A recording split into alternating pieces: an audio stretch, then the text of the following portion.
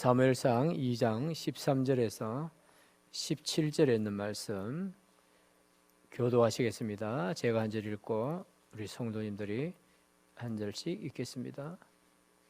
사무엘상 2장 13절 말씀입니다.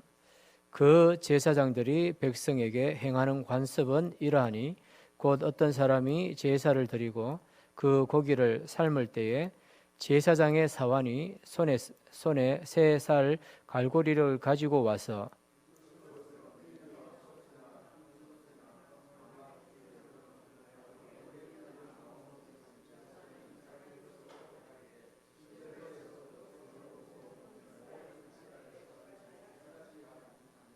기름을 태우기 전에도 제사장의 사환이 와서 제사 드리는 사람에게 이르기를 제사장에게 구워 드릴 고기를 내라. 그가 네게 삶은 고기를 원하지 아니하고 날 것을 원하신다 하다가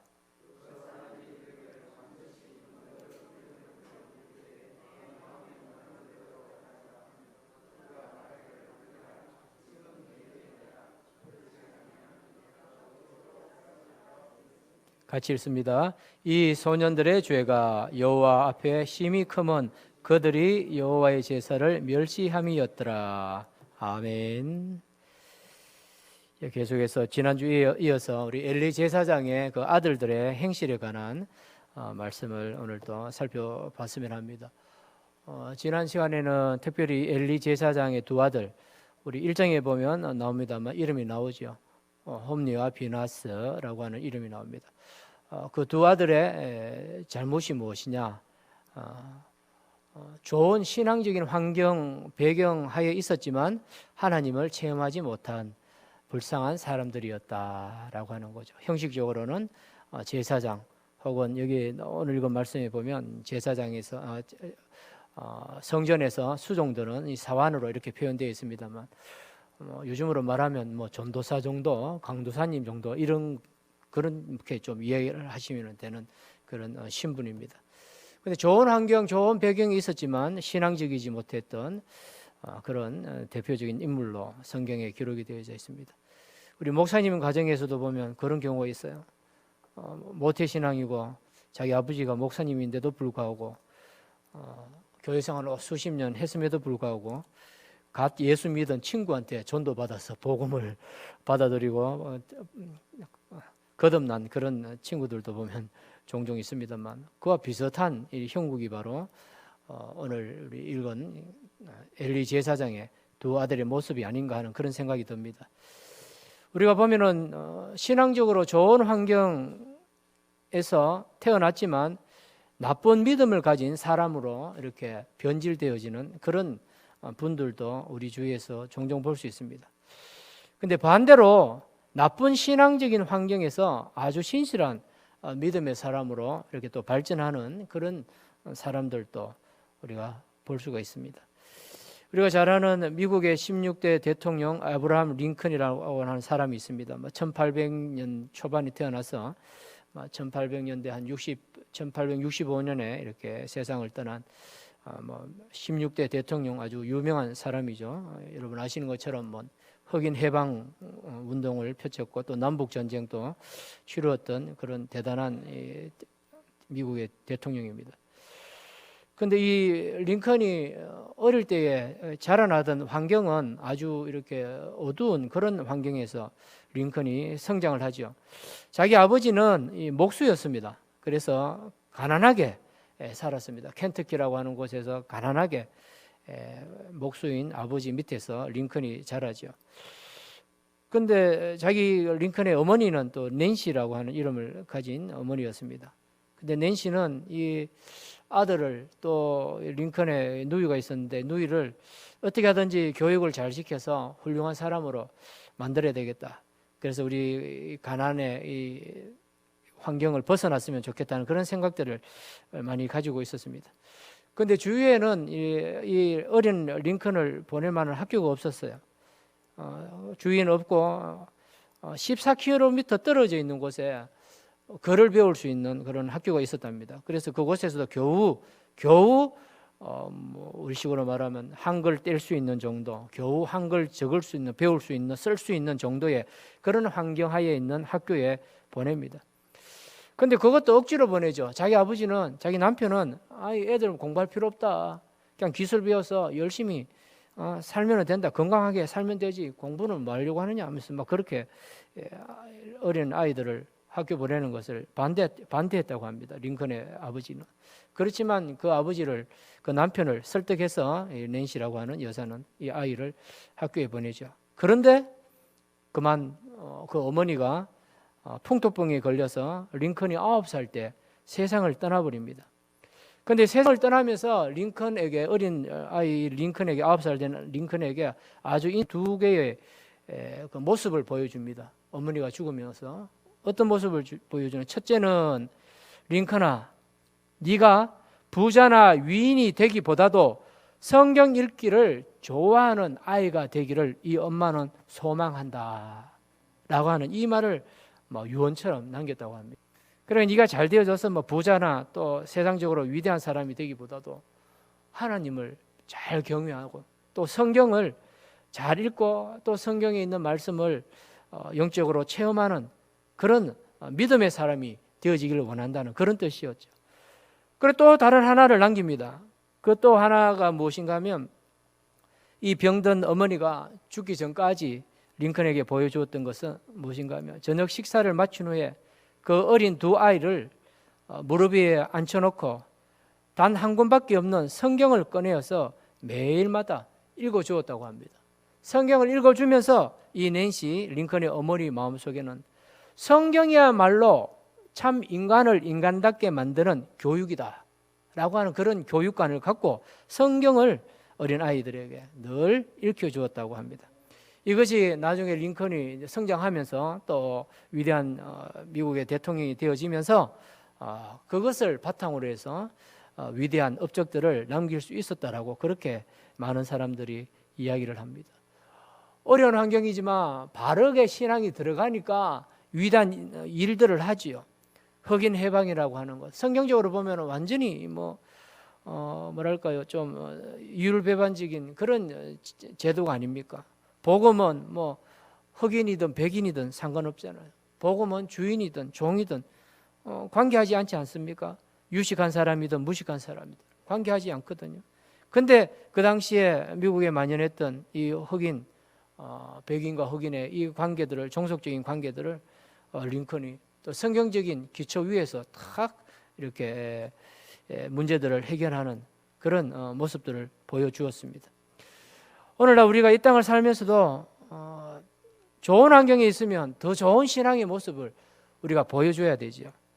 또 어려운 환경 속에 있다고 우리가 또 신앙의 그 모습이 또 이렇게 변절되어지거나 또 악한 모습으로 드러나서는 안 된다라고 하는 것을 우리에게 가르쳐주고 있는 본문의 말씀입니다.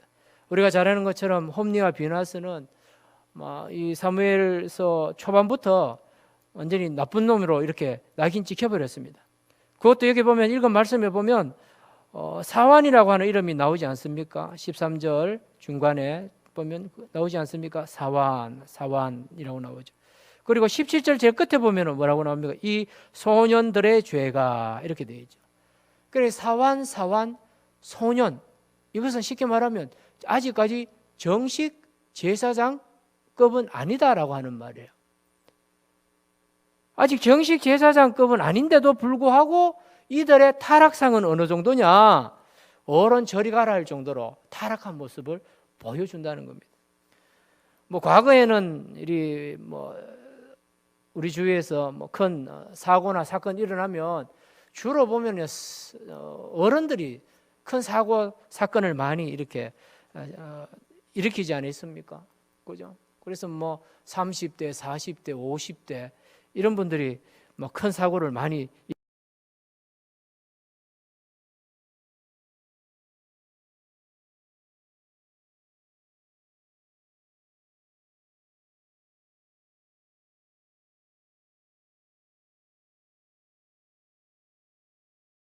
드립니다. 근데 구약 시대에는 제물을 갖고 와서 희생 제사를 통해서 하나님 앞에 예배를 드립니다. 우리가 잘 아는 것처럼 구약 시대에는 이 제사장의 직분은 세습되어졌습니다. 그러다 보니까 엘리 제사장이 아버지로 둔 이 홈리와 비나스는 자연스럽게 대를 이어서 제사장 신분을 받는 그런 위치에 있었습니다. 그렇지만 이들이 갖고 있는 그 영적인 특권, 제사장이라는 것이 한편으로는 굉장히 영적인 특권이지 않습니까? 영적인 특권인데 그것을 자신들은 바르게 사용하지 아니하고 오히려 자기 자신의 육신적인 욕망을 채우는 수단으로 악용했다라고 하는 것을 우리가 발견을 할 수가 있는 것입니다. 구약 시대에는 이 레위 지파 사람들, 특별히 이제 제사장들이 사실은 이제 생계를 유지하는 방법이 무엇인가? 요즘은 우리 교회에서 또 이렇게 사례를 주고 또 생활할 수 있도록 교회에서 우리 목회자들을 다 뒷바라지 해주지 않습니까? 그러나 구약 시대에는 어떻게 했느냐면 11지파가 레위 지파를 그죠? 이렇게 물질적으로 이렇게 후원하도록 그렇게 하나님이 룰을 만들어 놓으셨습니다. 특별히 제사를 드리고 난 뒤에는 그 드려진 제사 제물을 제사장과 또 그 제물을 가지고 온 성도 간에 서로 나누어서 그 제물을 이렇게 분배하는 그런 방식으로 하나님 앞에 귀한 예물을 드렸습니다. 제사를 드리고 고기를 드렸습니다. 그런데 이 제물을 수종들은 또 제사의 수종들은 엘리의 두 아들 홈리와 비나스가 어떤 식으로 했느냐? 읽은 말씀을 보면 나오지 않습니까? 14절에 나오지요. 그것으로 냄비에나 솥에나 큰 솥에나 가마에 찔러 넣어 갈고리에 걸려 나오는 것은 제사장이 자기 것으로 가지되 그렇게 되어 있습니다. 하나님의 그 레위기서 하나님이 주신 이 제사법에 의하면 레위기에 있는 그 말씀에 또 신명기에 나오는 그 율법에 의하면 반드시 제사를 드렸던 그 제물들은 제사장과 그 제물을 바친 성도 간에 서로 나누라고 그렇게 되어 있습니다. 근데 그 제물을 나누기 전에 반드시 해야 되는 게 있어요. 뭐냐? 그 고기에 기름 부분은 태워서 하나님 앞에 먼저 예배를 드려야 됩니다. 기름 부위를 먼저 태웁니다. 요즘 우리가 쉽게 접하는 소고기나 돼지고기 이런 거 생각하시면 됩니다. 구약에 또 이스라엘 사람들이 드리던 제물이라고 해서 고기라고 해서 특별히 다른 그런 종류의 제물은 아니에요. 우리가 흔히 보는 그런 육체의 고기들이라고 그렇게 생각하시면 되거든요. 근데 고기를 잡아서 기름이 있는 그 부위는 먼저 태워서 하나님 앞에 드립니다. 태워서 드립니다. 왜 태워 드리냐면 그 기름 부위는 불에 잘 타잖아요. 그래서 결국은 그 희생 제물을 통해서 하나님은 무엇을 통해서 영광을 받으시냐 하면 그 기름 부위분에 태워지는 그 향례를 하나님 앞에 드리는 거예요. 향례를 하나님 앞에 드리는 겁니다. 그러니까 이 불을 붙이더라도 이게 잘 타는 부위가 있다는 거죠. 우리가 보면 살고기가 있고 기름 부위가 있지 않습니까? 근데 기름 부위가 훨씬 잘 타요. 또 이 기름 부위가 타면서 내는 그 향이 이렇게 향긋하게 좋은가 봅니다. 요즘으로 말하면 고기와 바베큐 해 먹는다고 그렇게 좀 연상을 하시면 될 것 같아요. 이렇게 고기를 구우면은 향긋한 냄새가 나고 이렇게 군침이 돌고 그렇지 않습니까? 그런 그와 비슷한 그 원리라고 그렇게 생각하시면 된다는 거죠. 그렇게 해서 하나님 앞에 기름진 부위를 하나님 앞에 태워서 드리고 남는 고기는 어떻게 하냐면 삶아서 나눕니다. 제사장하고 그 제물을 가지고 온 성도와 나누도록 그렇게 되어 있습니다. 그것이 바로 율법의 원칙입니다. 그런데 읽은 말씀에 보니까 홈리와 비나스는 그런 룰을 무시합니다. 어떻게 합니까? 3살 갈고리를 가지고 와서 포크 같은 거 가지고 와서 그냥 삶고 있는 가마솥이든 냄비든 가마든 구별하지 아니하고 어떻게 해요? 바로 갈고리를 그 삶고 있는 고기 가운데 툭 집어넣어서 찍어서 걸리는 대로 다 자기들이 가지고 가버렸다는 거예요. 걸리는 대로 다 걸고 가버리는 거예요. 그렇게 하면서 뭐라고 말한다고 합니까? 이게 보니까 제사장이 드시려고 가지고 가는 것이다 하고 다 가져가 버리는 거예요. 얼마나 무식한 방법이고 얼마나 하나님의 예배를 무시하는 그런 행동인지 모릅니다. 신명기서 18장 3절은 분명하게 선을 그어놨습니다. 제사장이 가지고 가야 될 목, 또 예배를 드린 성도가 가지고 가야 될 몫을 구분해 놓았어요. 거기 보면 이렇게 기록을 하고 있습니다. 제사장이 백성에게서 받을 몫은 이러하니 곧 그 드리는 제물의 소나 양이나 그 앞다리와 두 볼과 위라. 이것을 제사장에게 줄 것이요. 그렇게 기록을 하고 있습니다. 그러니까 소나 양의 그 부위를 보면 앞다리하고 두 볼, 여기 볼, 두 볼이요, 이 볼. 볼하고 위, 스토머, 위. 이 부분만 가지고 가면 되는 거예요. 그럼 우리 성도 여러분 가만히 한번 상상해 보세요. 앞다리하고 볼하고 위를 가지고 간다. 그러면은 예를 들어 소라고 가정했을 때 제사장이 가지고 갈 몫이 많은 것 같습니까? 별로 안 많은 것 같습니까? 여러분 느낌상 어떤 것 같아요? 솔직히 그냥 느낌상 별로 안 돼요, 사실은. 그렇죠? 가만히 여러분 상상하시면 돼요. 성경이라고 해서 달나라 이야기하는 거 아닙니다.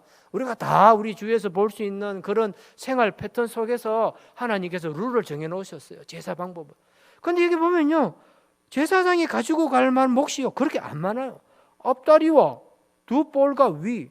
위가 소위 제가 직접 보지는 않았습니다만 위가 얼마나 크겠어요? 두 볼 해봤자 이거 볼이 그렇게 큽니까? 볼살 가지고 가라 그 말인 것 같아요. 제가 볼 때는 볼살이 이게 그렇게 양이 많겠습니까? 앞다리도 두 개밖에 안 되잖아요. 다리 4개도 하고 앞다리 2개 가지고 가잖아요. 별로 안 돼요. 별로. 소 한 마리 있다고 상상해 보면 별로 안 되는 몫이에요. 하나님이 제사장에게 줄을 몫을 무자비 하시게 말이야. 어렵게 세상 살면서 번 돈으로 하나님 앞에 드릴 재물을 준비해서 오는데 무자비하게 하나님께서 네 예배 드리러 온 네 성도는 뒷다리 2개만 들고 가라. 나머지는 다 하나님께 바치고 제사장에게 바쳐라. 이렇게 무자비하게 하나님이 룰을 안 만들어 놓으셨어요. 적당하게 해놓으신 거예요. 적당하게 제사장 수고하셨으니까, 또 하나님이 종이니까, 또 생활하는데 어렵지 아니하도록 굶으면 안 되니까요. 적당히 드시고 적당히 힘내서 사역할 수 있을 정도로 하나님이 그렇게 룰을 정해놓으셨다는 겁니다. 그런데 영적으로 타락하니까 어떤 현상이 나타납니까? 제사장이 오버하는 거야. 하나님 무시하고 막 사는 거잖아요. 하나님의 이름으로만 하면 무조건 영적인 권위가 있는 것처럼 그렇게 생각하고, 내가 제사장인데 이런 심보로 하나님께 드려질 귀한 그 예물들을 무지막지하게 자기의 욕망을 따라서 가지고 가버리는 것입니다. 뿐만 아니죠. 더 심한 게 나옵니다. 그 뒤에 보니까 15절에 보면 나오지 않습니까? 15절의 첫 구가 어떻게 되어 있습니까? 심지어 기름을 태우기 전에도 제사장의 사환이 왔어. 제사장이 원하니까 내놔라 하고 그렇게 말하고, 제가 조금 전에 말씀드렸죠. 언제 고기를 가지고 간다고 했습니까? 그렇죠. 먼저 그 고기에 기름진 부위, 기름 있는 부분을 먼저 하나님 앞에 태워서, 그래서 뭡니까? 번제라고 하잖아요. 태운다고. 태워서 드리는 제사를 번제라고 하잖아요. 번제잖아요. 태워서 드리고, 태우고 남은 그 부위, 다른 살코기 부분은 어떻게 해요? 삶고, 삶은 것도 또 부위별로 나누어서 요거는 제사장님 드릴 것, 요거는 우리 성도님이 가지고 가서 가족들과 먹을 것. 그렇게 하나님 룰을 딱 정해놨잖아요. 그런데 타락한 제사장은 심지어는 어떤 행동까지 보여줍니까? 기름을 태우기도 전에 재물을 가지고 오자마자 내놔라 그렇게 하는 거예요. 얼마나 황당하겠어요. 그럼 하나님 앞에 나와서 제사 드리려고 온 성도가 생각해, 아닌데, 그거 율법이 아닌데요, 제사장님, 사환님, 그것은 율법 규칙이 아닌데요. 아무리 급하셔도 하나님 앞에 기름을 먼저 태워드리고 삶아서 제사장님이 가져가셔야 되지 않겠습니까? 이렇게 말한다는 거예요. 15절 16절이. 그 말할 때 뭐라고 말합니까? 사원들이 대뜸 말하면 그거 필요 없다. 필요 없다. 어차피 제사장께 드려야 되는 건데 굳이 그런 절차는 뭐가 필요하냐 이거예요. 됐다, 막 그냥 주면 된다. 앞에 주나 뒤에 주나 똑같지 않느냐. 내놔라. 그렇게 말했다는 겁니다. 강제로 빼앗듯이 그렇게 가져갔다는 거죠. 요즘 같으면 어떻습니까? 요즘으로 아주 뭐 극단적으로 표현하면 목사가 다 교회 입구에 서 있다가 우리 성도님들 예배 드리러 오는데 들어오자마자 뭡니까? 본당에 들어오자마자 헌금 가져오셨습니까? 헌금 가져오셨습니까? 저한테 주시면 됩니다. 저한테 주시면 됩니다. 그거하고 똑같아요. 심지어는 뭐 교회 헌금하면 우리 성도님들 헌금해놨는데 여러분 기도하실 때 제가 저희 집사람 보고 미리 이야기해 놓는 거예요. 깔고리 가져와가지고 헌금하면 손 넣어가지고 잡히는 대로 가지고 온나. 잡히는 대로 가지고 온나. 그거 우리 써야 된다. 이렇게 하는 거와 똑같은 거예요. 뭐 드라마로 따지면 막장 드라마 쓰는 거죠. 쉽게 말하면 막장 예배 드리는 겁니다. 자기 마음대로 헌금을 집어가는 거하고 똑같다는 것입니다. 뿐만 아니죠. 재물을 하나님 앞에 드렸지 않습니까? 요즘도 우리 성도님들이 참 어렵고 힘든 경제 환경 속에서 얼마나 수고를 많이 하시는지 모릅니다.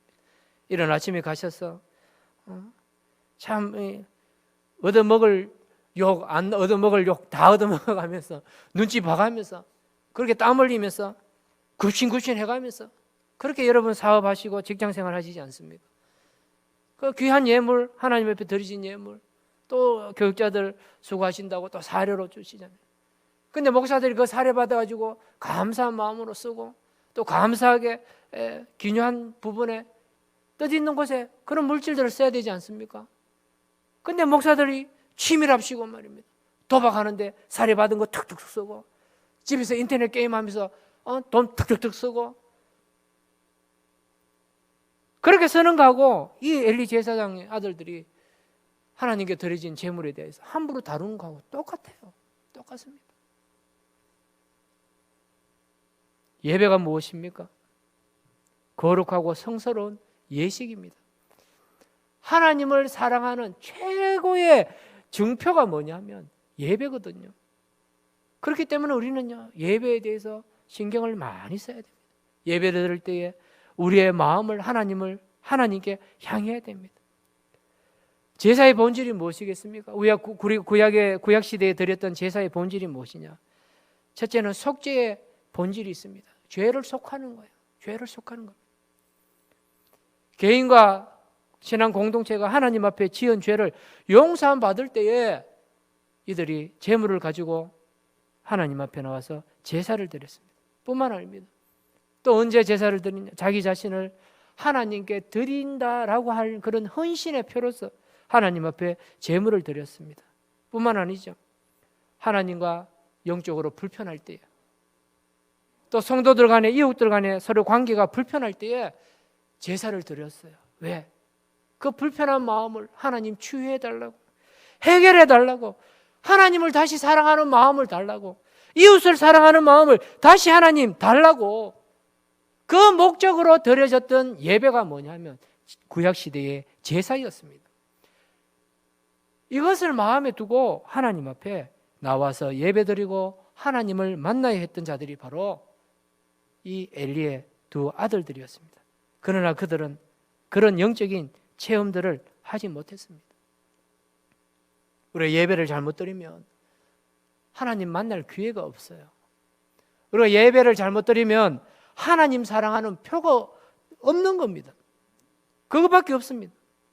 그래서 우리가 예배에 대해서 엄청나게 신경을 많이 쓰고 예배에 대하여서 우리의 마음과 뜻을 다하여서 최선을 다하는 그런 예배가 되도록 우리가 부단히 노력을 해야 하는 것입니다.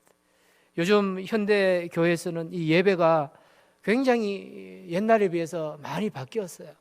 그렇지 않습니까? 제가 뭐 고등학교 때만 해도 앞에 이 전자 기타 절대로 못 갖다 놨죠, 그죠? 예배 때 이 전자 기타, 이 드럼 이런 걸 못 썼습니다. 그것 때문에 막 교회 시험 들고 목사님하고 성도님들하고 다툼이 나고 어떤 교회는 아무래도 교회 전자기기를 이제 들여놓고자 하는 그런 팀들은 대개 보면 이제 젊은 층들이 많거든요. 우리 청년이나 우리 대학생들이 그런 것들을 그죠? 먼저 그런 문화들을 많이 좀 잘 받아들이잖아요. 그것 때문에 막 싸워가지고 어떤 교회는 뭐 대학부가 왕창 다른 교회로 가버리고 뭐 그런 데도 있고 또 어떤 경우는 본당에 신발을 신고 들어갈 수 있느냐 없느냐 이거 가지고 싸우기도 하고 뭐 목사님이 곤욕을 치르는 경우도 있고 막 그랬습니다. 근데 지금은 다 본당에도 예배 드리기 위해서 우리 신발 신고 다 들어오잖아요. 그죠? 그런 것 때문에 또 시험 드는 경우들도 많이 있습니다. 근데 이렇게 되든 저렇게 되든 중요한 게 뭐냐면 중요한 게 있습니다. 뭐냐? 어떻게 하든 하나님께 예배를 잘 드려야 된다는 것. 하나님께 바른 예배를 드려야 된다는 것. 하나님이 연락받는 예배자로서 주님 앞에 앉아 있어야 된다는 것. 그것이 제일 중요하다는 거예요. 육신적으로 우리가 뭐 이 자리에 앉아 있는다고 해서 그걸 하나님이 기쁘게 받으시느냐? 그게 아니에요. 우리의 영혼이, 우리의 마음이 떠나 있으면 안 된다는 거예요. 어떤 교회는 예배보다도 재직회를 더 중요하게 여기는 교회들이 많더라고요. 예배 때는 막 다 이렇게 좀 많이 주무시고 자고 이러는데 재직회 때는 눈이 초롱초롱 해가지고 재직회는 막 열내고 막 열심히 하고 그래요. 그래서 목사님 설교 좀 길게 하셔가지고 조금 이렇게 시간이 한 5분, 10분 오버되면 됐던 목사님 보고 목사님 설교 이렇게 길어가지고 재직회 제대로 못 했습니다. 이렇게 하고 가는 분도 있고 그래요. 물론 우리 교회는 그런 거 아니라고 지금 100% 믿고 제가 감히 이런 말씀 드립니다. 큰 대도시 가면 그런 게 많아요. 목사님 예배 때문에 뭐 못 했습니다. 이게 많아요. 물론 우리 목사님들도 좀 절제할 줄 알아야 돼요. 우리 사람이 잡으면 안 놓는 것 중에 하나가 마이크라고 하잖아요. 마이크 잡으면 사람 잘 안 나요. 끝까지 붙들고 들어가지. 그러다 보니까 목사님 설교가 막 길어지잖아요. 저부터 많이 조심하고 절제해야 됩니다. 그렇거든요. 그래서 중요한 게 있습니다. 어떤 데 간에. 우리가 뭐 예배 드리면서 전자악기를 도입을 하든 양말을 신고 들어오든 신발을 신고 들어오든 앉아서 예배를 드리든 무릎을 꿇고 예배를 드리든 중요한 것은 내 마음에 하나님 사랑하는 마음, 하나님을 경외하는 마음, 하나님이 최고십니다 하는 그 마음의 고백이 있어야지 그것이 참 예배라는 거죠. 그것이 없으니까 보세요. 막 재물에 막 갈고리 꽂아가지고 찍히는 대로 자기가 가지고 가고 바른 진리의 말을 이렇게 충고의 말을 해도 무시해버리고 제사장이 쓰겠다는데 무슨 잔소리가 많으냐. 권위주의적으로 나오는 거예요. 이런 가문과 이런 지도자를 하나님이 쓰시겠습니까? 뒤에 가보면 나오잖아요. 망합니다. 결국은 엘리 제사장의 가문이. 결국 그렇게 될 수밖에 없다는 겁니다. 아무쪼록 이 말씀 잘 기억하셔서 우리의 예배드리는 환경이 바뀌고 또 문화가 바뀐다 할지라도 우리의 중심에 하나님 사랑하는 마음, 하나님이 경외하는 그 마음으로 우리의 예배에 참여하시는 우리 모든 성도님들이 되시기를 주님의 이름으로 간절히 축원합니다. 아멘. 기도하시겠습니다. 아버지 하나님 감사합니다. 오늘도 주의 말씀을 함께 참 두려움과 떨림으로 살펴보게 하시니 감사합니다. 엘리 제사장과 또 엘리 제사장의 두 아들들이 참 귀한 영적인 특권을 누리고 있었고 또 영적인 환경 속에 있었지만 그들의 신앙이 참 어긋나서 하나님의 진노의 대상이 되는 그런 안타까운 모습들을 살펴봅니다. 하나님의 예배를 무시하고 하나님을 무시하고 하나님의 재물을 무시했던 이들을 본받지 아니하는 저희들 되게 하여 주옵소서. 우리의 예배드리는 형식이 어떠하든지 간에 우리의 마음에 하나님만 사랑하고 하나님을 존중히 여기며 하나님을 최고의 가치로 여기는 귀한 우리 모든 예배의 성공자들이 될 수 있도록 인도하여 주시옵소서. 감사하며 예수님 이름으로 간절히 기도하옵나이다. 아멘.